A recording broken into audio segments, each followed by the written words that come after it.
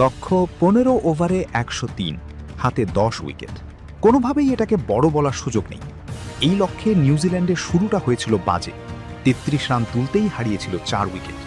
তবে বাকি পথটা খুব সহজেই পাড়ি দিয়েছে দলটি। জ্যাকবস ও ফক্সক্রফটের 40 বলে 71 রানের অবিচ্ছিন্ন জুটিতে 6 উইকেটে জিতেছে নিউজিল্যান্ড।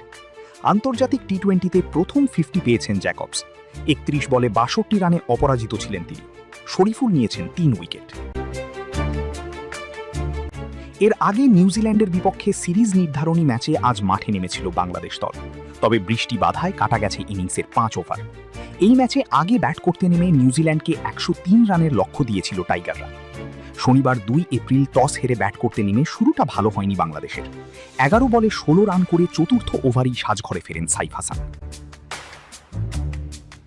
পরের ওভারে তানজিদ তামিম 10 বলে 6 রান করে আউট হন।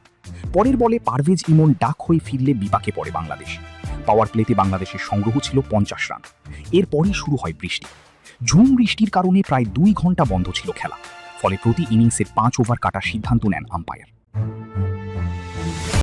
বৃষ্টির পর মাঠে নেমে দলকে এগিয়ে নেওয়ার চেষ্টা করেন লিটন দাস। তবে 17 বলে 26 রান করে সাজঘরে ফেরেন এই টাইগার অধিনায়ক। এরপর 8 বলে 3 রান করে শামীম পাটোয়ারি আউট হলে দলের হাল ধরার চেষ্টা করেন হৃদয়। ওভার কম হওয়ায় দ্রুত রান করার চেষ্টা করছিলেন তিনি। তবে 24 বলে 33 রান করে বাউন্ডারি লাইনে কাটা পড়েন এই ডানহাতি ব্যাটার। এরপর উইকেট মিছিল শুরু করেন বাকিরা। মোহাম্মদ সাইফুদ্দিন 0 রানে, রিশাদ হোসেন 5 রানে, শরীফুল ইসলাম 2 রানে ও রিপন মণ্ডল ডাক আউট হলে ইনিংসের 4 বল হাতে থাকতেই 102 রানে অল আউট হয় বাংলাদেশ। নিউজিল্যান্ডের হয়ে সর্বোচ্চ 3 উইকেট শিকার করেন জোস ক্লার্কসন।